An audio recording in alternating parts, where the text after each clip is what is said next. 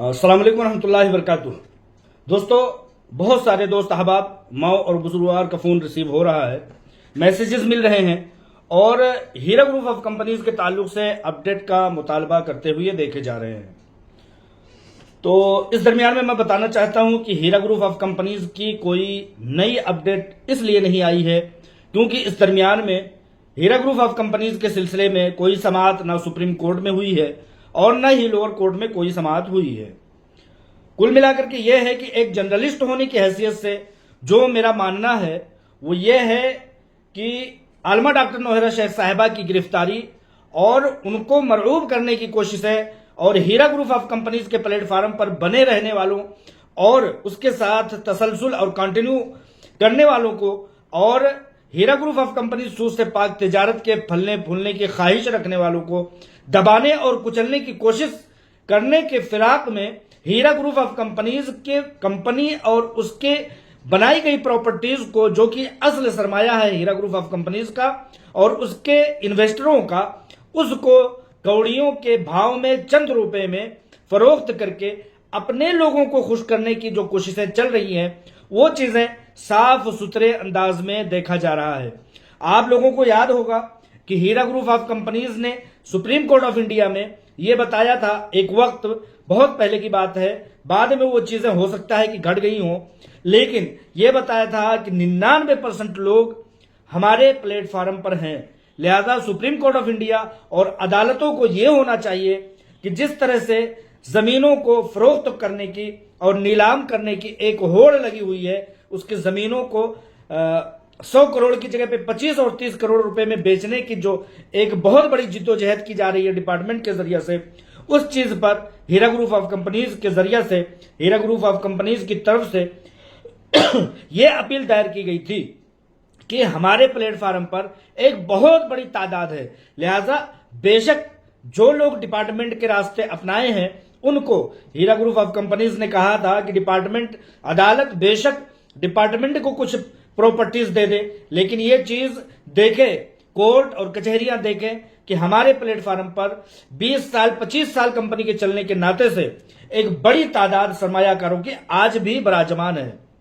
लिहाजा जो लोग सूद से पाक तिजारत के चलने के लिए हीरा ग्रुप ऑफ कंपनीज के प्लेटफार्म से ही अपने मसाले का हल निकालने के लिए ही जो लोग ख्वाहिशमंद हैं, उनके लिए भी कुछ प्रॉपर्टीज का इख्तिसास करे, मुख्तस करे और फिक्स करे कि इन प्रॉपर्टीज को बेच करके हीरा ग्रुप ऑफ कंपनीज अपने प्लेटफार्म पर रहने वालों को पैसों की अदायगी कर दे। लेकिन देखा यह गया है कि डिपार्टमेंट उन लोगों को नजरअंदाज कर रही है।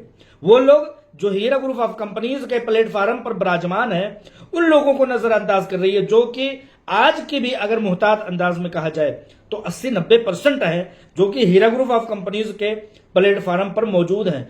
उन लोगों को पैसे की अदायगी के लिए हीरा ग्रुप ऑफ कंपनीज ने बारहा ये अपील की कि हमारे प्लेटफार्म पर एक बड़ी तादाद है, लिहाजा एक कमेटी का इंतखाब किया जाए, एक कमेटी का गठन किया जाए और उस कमेटी को यह अख्तियार दिया जाए कि जो लोग डिपार्टमेंट में गए हैं बेशक उन लोगों को डिपार्टमेंट के जरिए से पैसों की अदायगी की जाए, लेकिन वही कमेटी ये देखे कि हीरा ग्रुप ऑफ कंपनीज के प्लेटफार्म पर जो लोग हैं उनको हीरा ग्रुप ऑफ कंपनीज से वास्ता है। बिला सूदी कारोबार में लोगों ने हिस्सा लिया था, किसी डिपार्टमेंट ने का किसी भी सरकारी अमल दखल का इसमें कोई भी अमल दखल नहीं है, इसलिए वो लोग जो हीरा ग्रुप ऑफ कंपनीज के प्लेटफार्म पर रहना चाहते हैं उनके लिए भी अदालतें इंतजामात करे। लिहाजा देखा यह जाता है कि हीरा ग्रुप ऑफ कंपनीज के प्लेटफार्म पर रहने वाले 75% से ज्यादा लोगों को उनकी अमानतें देने के लिए सीईओ आलमा डॉक्टर नौहरा शेख साहिबा पूरी जिद्दोजहद कर रही हैं, पूरी कोशिश कर रही हैं और अपील पर अपील दायर कर रही हैं कि हमारे प्लेटफार्म पर भी लोग हैं। पिछली ऑर्डर में 1-2 साल पहले के ऑर्डर में बताया गया था कि बेशक जो लोग आपके प्लेटफार्म पर हैं उनको जो तिजारत में मुसलसल रहना चाहते हैं उनको अपने साथ रख करके तिजारत किया जाए, लेकिन बाद के हुक्मनामों में उन चीजों को मनसूख कर दिया गया, उन ऑर्डर्स को, सुप्रीम कोर्ट के ऑर्डर्स को ही दबा दिया गया। बाद में यह देखा गया कि कैसे हीरा ग्रुप ऑफ कंपनीज की प्रॉपर्टीज को फरोख्त किया जाए, कैसे हीरा ग्रुप ऑफ कंपनीज की प्रॉपर्टीज जो 100-100 करोड़ की है उनको 25-30 करोड़ रुपए नीलामी करी जाए। इस चीज पर ज्यादा से ज्यादा तवज्जो मरकूज की गई है। बहुत सारे लोग ये पूछते हुए नजर आते हैं कि नॉन कंप्लेनरों का क्या होगा। नॉन कंप्लेनरों के लिए ही मैं ये कहना चाहता हूं, सारी बातें जो मैंने कहा नॉन कंप्लेनरों के लिए ही हीरा ग्रुप ऑफ कंपनीज की सीईओ आलमा डॉक्टर नोहरा शेख साहिबा इतनी सारी मशक्कतें जो उठा रही हैं, वो नॉन कंप्लेनरों के लिए ही इतनी सारी मशक्कतें उठा रही हैं। क्योंकि अगर उनकी मंशा नॉन कंप्लेनरों को राहत पहुंचाने की नहीं होती तो ये अजियत बर्दाश्त करना, ये फाइटें करना, ये एजेंसियों से लड़ना, ये डिपार्टमेंट के जवाबात देना, इन डिपार्टमेंट और एजेंसियों के टार्चर को बर्दाश्त करना और गिरफ्तारी जैसी सोबतों को बर्दाश्त करना, किसके लिए ये किया जा रहा है? ये सिर्फ और सिर्फ उन्हीं लोगों के लिए किया जा रहा है जो हीरा ग्रुप ऑफ कंपनीज से अपना मसला रखते हैं, अपने मसले के का हल चाहते हैं और हीरा ग्रुप ऑफ कंपनीज से ही हर तरह का राब्ता रखना चाहते हैं। क्योंकि बहुत सारे लोगों का फोन कॉल ऐसे आया कि उन्होंने कहा कि मैं पहली बार फोन कर रहा हूं, मैंने पहली बार फोन किया है। जब उनसे पूछा गया कि ऐसा क्यों, आपको शिकायत है कोई या इत्मीनान है, तो उन लोगों ने इत्मीनान के बहुत बड़े दर्जे पर फायज होते हुए ये बताया कि देखिए हीरा ग्रुप ऑफ कंपनीज के 17 पॉइंट्स या 19 पॉइंट्स जो शरायत थे, उस शरायत में से उन शरायत में से एक शर्त यह भी था कि नफा होगा तो नफा, नुकसान होगा तो नुकसान, हम सिर्फ और सिर्फ हीरा ग्रुप ऑफ कंपनीज से ही राब्ता रखेंगे। तो लोगों ने बताया कि जब हमने एक खुलूस नीयत के साथ एक समझिए कि कंपनी के हाथ में हमने जो भी रकम दिया था उस पर कंपनी को यह अख्तियार दिया था कि कंपनी अगर प्रॉफिट करती है तो प्रॉफिट, लॉस में जाती है तो नुकसान, इस तर्ज पर जब हमने तमाम वायदे किए थे, तो अब अगर हम फिर जाते हैं तो इन फिरने वालों और रुगर्दानी करने वालों का शुमार कहीं ना कहीं सूदखोरों में भी होगा। सूदखोरों की कैटेगरी क्या होती है और सरमायाकार जो हलाल तिजारत में होते हैं, इसमें दोनों में यही फर्क है कि सूद से पाक तिजारत में हिस्सा लेने वालों का जहन ये हुआ करता था कि फायदा हुआ तो फायदा, नफा हुआ तो नुकसान, कारोबार चला तो फायदा, कारोबार रुका तो नुकसान। ये चीज उन्होंने जहन में रखा था और यही चीज हलाल तिजारत, सूद से पाक तिजारत कहलाती है।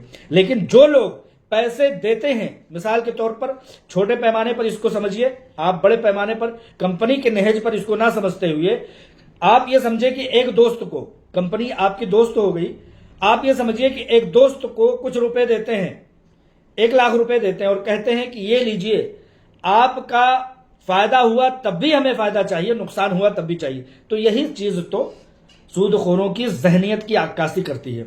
बहुत सारे लोगों ने जो हर हाल में प्रॉफिट चाहते हैं, हर हाल में नुकसान नहीं चाहते, हर हाल में चाहते हैं कि उनको उनके पैसे मिले, चाहे वो किसी भी तरह से मिले, कानूनी समझिए कि दबाव, डिपार्टमेंट के दबाव दे करके। तो वही लोग हैं जो ये चाहते हैं कि हर हाल में मुनाफा ही मुनाफा और हर हाल में मुनाफा वाले ही, यही चीज होती है सूद और यही चीज होती है सूद जहनियत।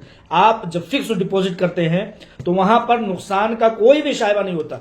लिखा जाता है 8.8% जो है हमको साल में फिक्स डिपॉजिट के तौर पर मुनाफा मिलेगा। अब उस बैंक में आग लगे, उस कंपनी में कुछ भी हो जाए तो वो शख्स उतना रुपए मांगेगा ही मांगेगा।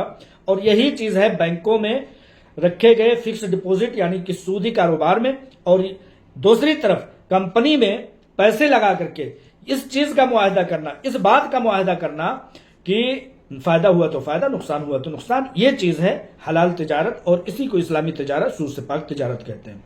लेकिन जिन लोगों ने डिपार्टमेंट का रास्ता अख्तियार किया उनको हर हाल में पैसे चाहिए। मैं कहता हूं डिपार्टमेंट को इंसाफ से काम लेना चाहिए। डिपार्टमेंट, कहता हूं कि अदालत ने कमेटी का गठन नहीं किया, लेकिन डिपार्टमेंट तो एक कमेटी बन सकती है। कमेटी बनने के बाद एक पक्ष हो जाए डिपार्टमेंट, दूसरा पक्ष हो जाए, दूसरा तबका हो जाए कंपनी। अब दोनों लोग इस बात का मुआहदा करें कि किसको, कौन शख्स है जो कंपनी में पैसे लगाए हैं, किस शख्स ने कंपनी में पैसे लगाए थे लेकिन पैसे उसने वापस कर लिए। लेकिन यहां पर क्या हो गया कि बहती गंगा में हाथ धोना, कंपनी के ऊपर बहुत सारे मजालिम हुए, कंपनी के साथ बहुत सारे मामलात हुए।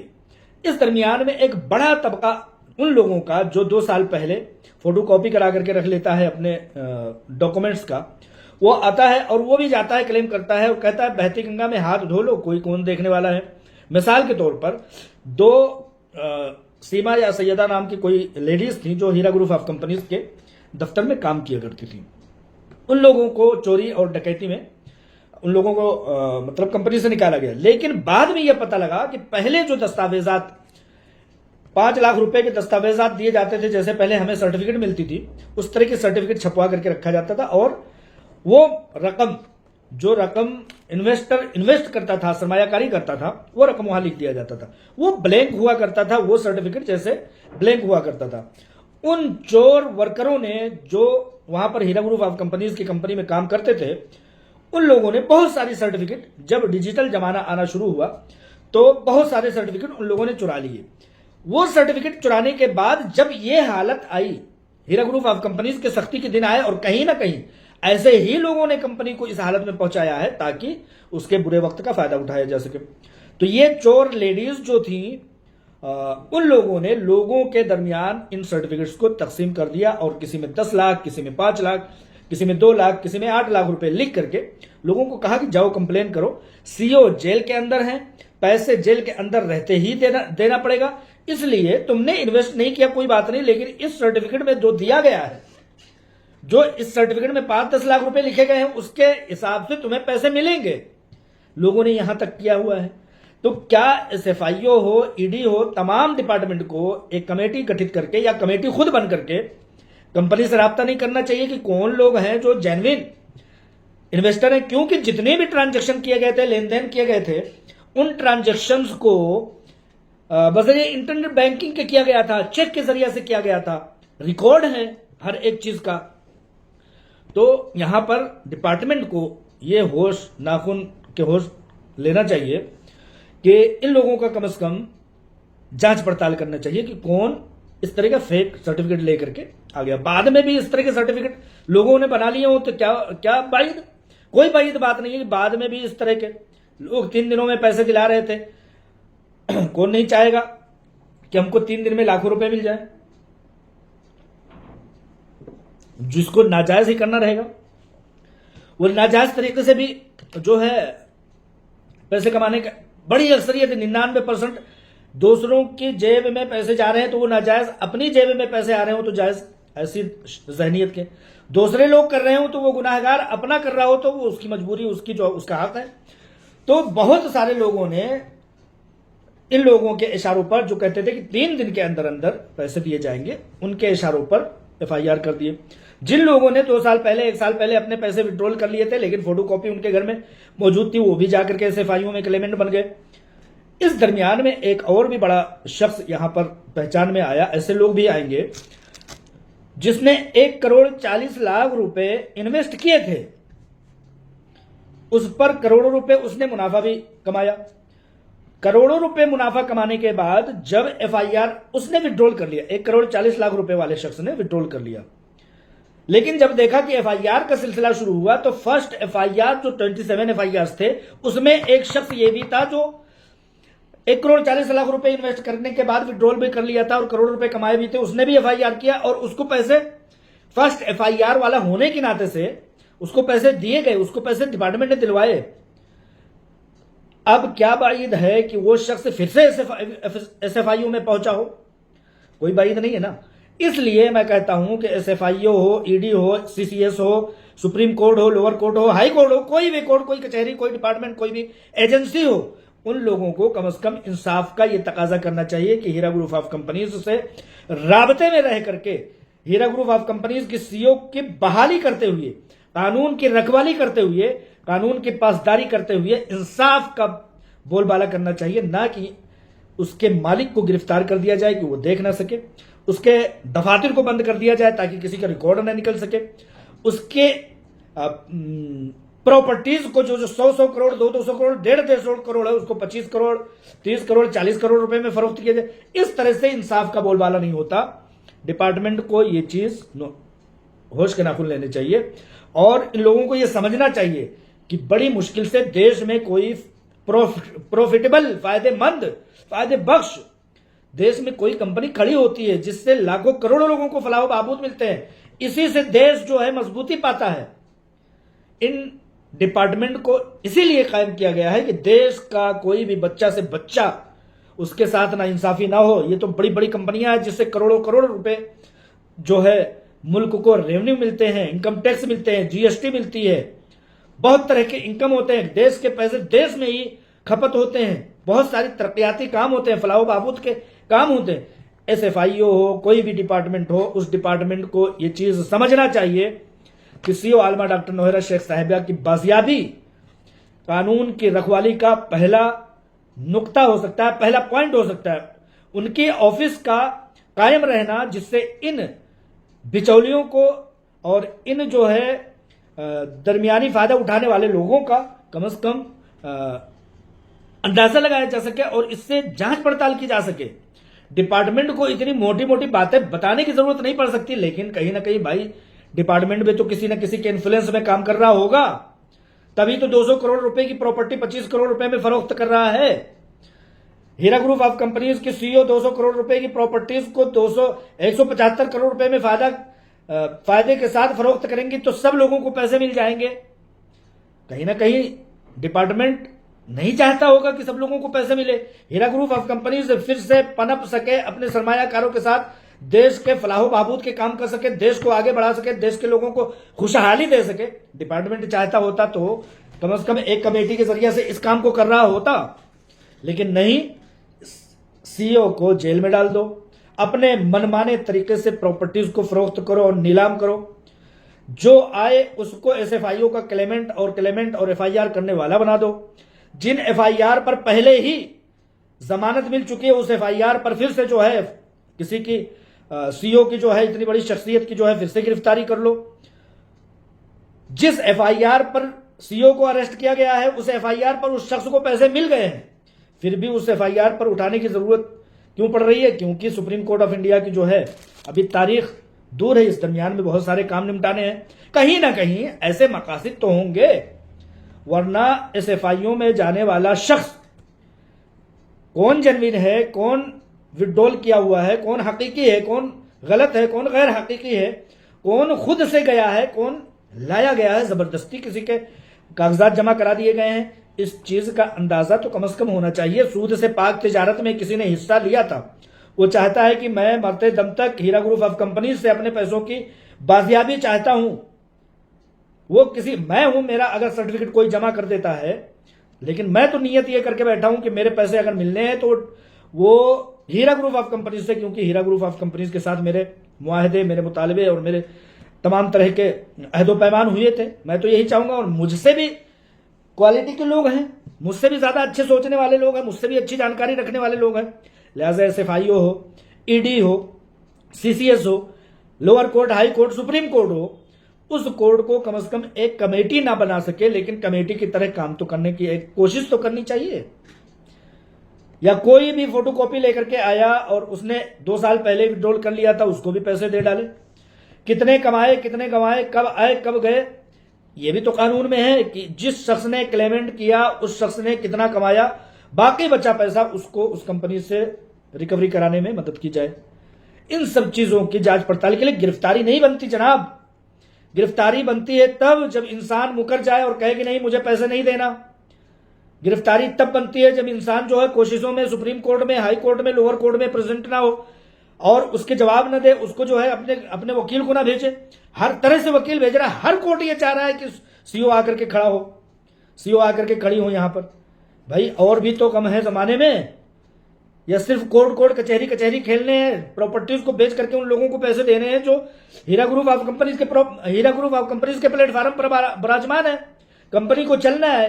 कितने सारे ऐसा नुकसानात हो गए हैं जो लेनदारी देनदारी के हीरा ग्रुप ऑफ कंपनीज के दूसरे लोगों के साथ करने थे, कितने सारे लोगों के साथ मुआहदे थे, कितने सारे लोगों के साथ देनदारियां थी।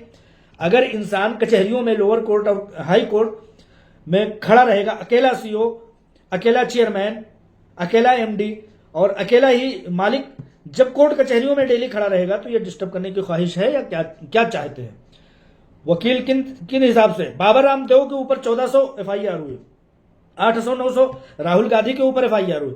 अगर उनको यह कह दिया जाए कि हर एफआईआर के पीछे, हर अदालत में राहुल गांधी और बाबा रामदेव पहुंचे, तो यह मुमकिन है? उनकी उंगलियां और उनके जिस्म के आज़ा भी अगर पहुंचना चाहें तो नहीं पहुंच पाएंगे।